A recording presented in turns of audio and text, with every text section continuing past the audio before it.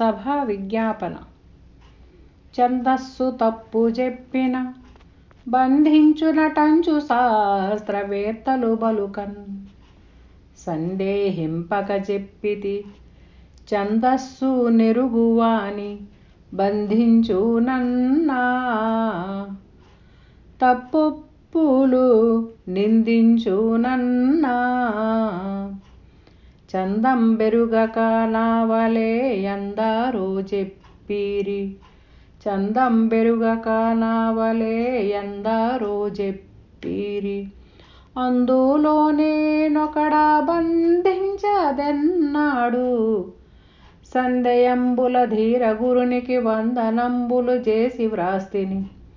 బంధముక్తులు లేని పరమది చందమీ చందంబు నెరుగదు బంధించునన్నా.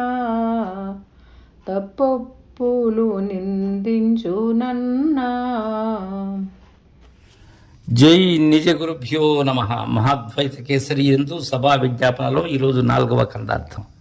అయ్యలారా, నేను పండితులను కాదయ్యా. ఛందోబద్ధముగా రచించేటువంటి విధానము నాకు తెలియదని శ్రీ కోరాకుల దుర్గానంద పంచదశి సరస్వతి స్వాముల వారు సభా విజ్ఞాపనలో ఈ కందార్థం ద్వారా తెలియజేస్తూ ఉన్నారు. ఏది తెలియాలి అనేటువంటి విషయాన్ని సుస్పష్టంగా మనకు అందజేస్తూ ఉన్నారు. అయలారా, ఛందస్సు తప్పు చెప్పినా బంధించు నటంచు శాస్త్రవేత్తలు బలుకల్. అందరూ ఏమంటారంటే, ఛందోబద్ధముగా ఒక కావ్యం కానీ ఏదైనా రచించాలంటే ఛందస్సు తెలిసి ఉండాలి. ముఖ్యంగా షట్శాస్త్రములైనటువంటి ఈ శిక్ష, వ్యాకరణము, ఛందస్సు, విరుక్తము, జ్యోతిష్యము, కల్పము, వీటిలో ప్రధానమైనటువంటిది ఛందస్సు. వ్యాకరణం, ఆ నిర్మాణం, మనం దేనిలో వ్రాస్తున్నాము, పద్యరీతిగా వ్రాసినట్లయితే ఈ శార్దూల, చంపకమాల, ఉత్పలమాల, మధ్యవముల యొక్క వాటి యొక్క గణ విభజన తెలుసుండాలి. ప్రాస నియమం తెలుసుండాలి. యతి మైత్రి తెలుసుండాలి.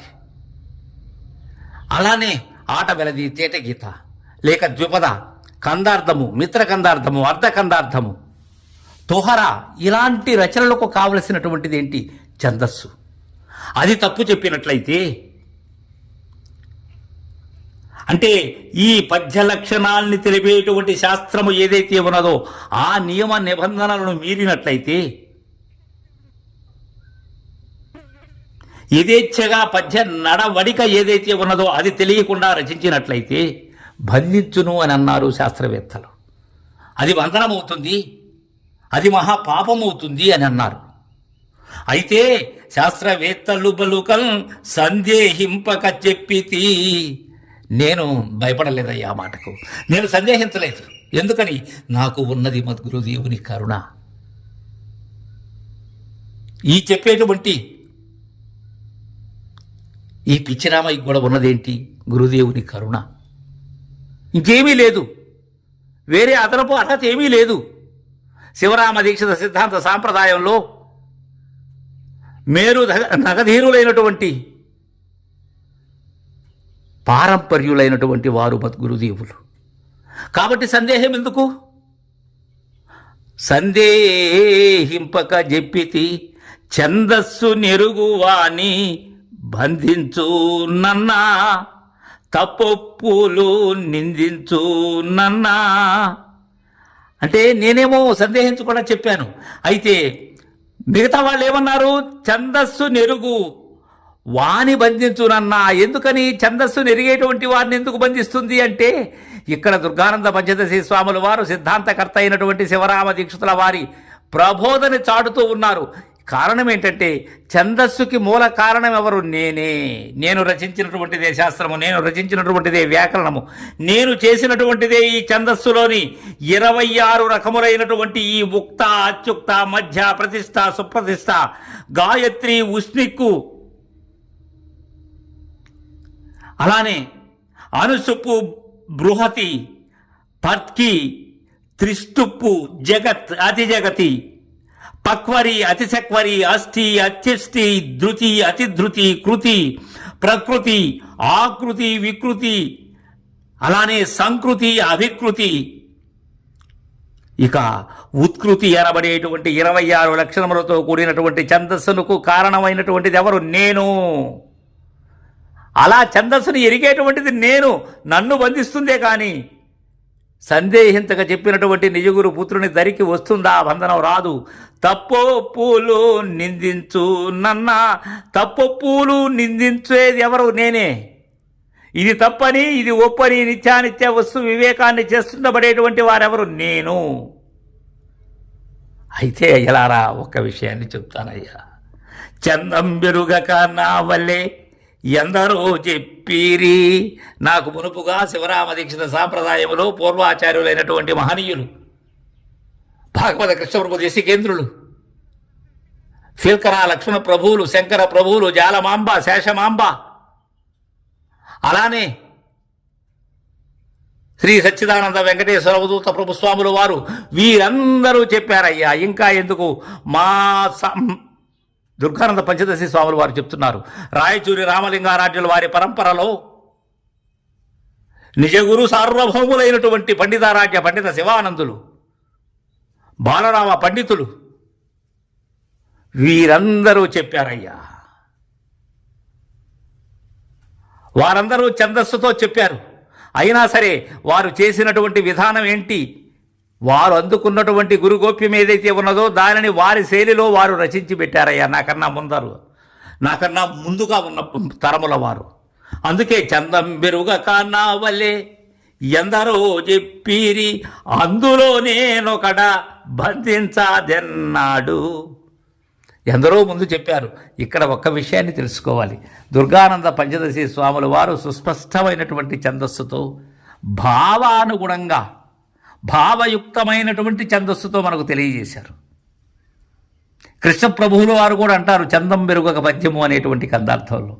ఆ మహనీయులు అది నిరుపమానమైనటువంటి, ఎప్పటికీ నిత్యనూతనముగా ఉండబడేటువంటి శక్తిద్వయ నిరాసకంపైనటువంటి 292 కందార్థములు, ఒక్క అక్షరములో కూడా పొరపాటు లేకుండా చందోబద్ధంగా రచించి చందం బెరుగక చెప్పితి అన్నారు ఆ మహనీయులు. అలానే దుర్గానంద పంచదశి స్వాములు వారు అంటున్నారు. అంటే వారిలో ఉన్న అహంరహిత పద్ధతికి ఇది తార్కాణం. ఏదో 2 మాటలు వచ్చాయి కదా అని, లేక 4 కందార్థాలు మనం బాగా పాడుతున్నాము, 2 తత్వాలు పాడుతున్నామని అందరూ మెచ్చుకుంటున్నారని అహాన్ని భుజకీర్తుల మీద నిలబెట్టుకోవటం కాదు ఇక్కడ. ఇతరులను చులకనగా చూడటం కాదు ఇక్కడ. ఆ మహనీయులు చూడండి, వారిని చూసి మనం నేర్చుకోవాలి.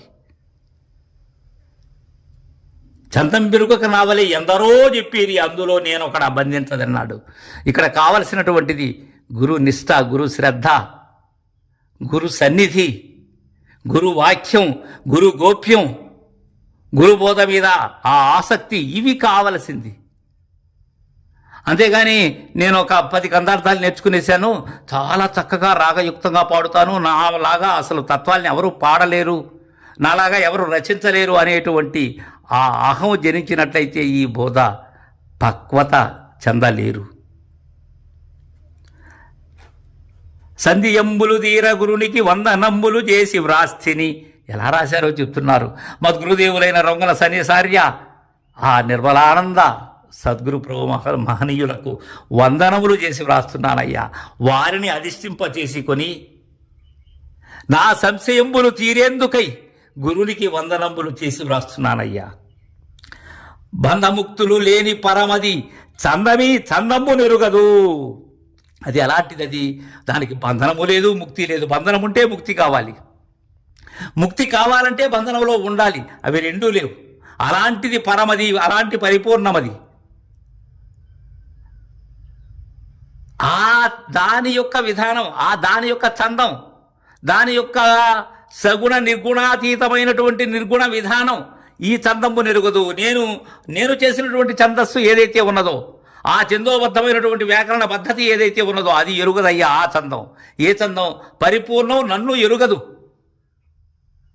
నేను పరిపూర్ణమును ఎరిగినప్పుడు నేను లేను అనేటువంటి భావాన్ని చెప్తూ బంధించునన్నా తప్పొప్పులు నిందించునన్నా ఇది చేసేది నేనే అనేటువంటి మూలం లేని గుర్తిరిగే శరీరమే అని మనకు చక్కగా ఈ ఛందస్సు గురించి తెలియజేశారు. తర్వాత కందార్థాన్ని రేపు ముచ్చరించుకుందాం. జై గురుదేవా.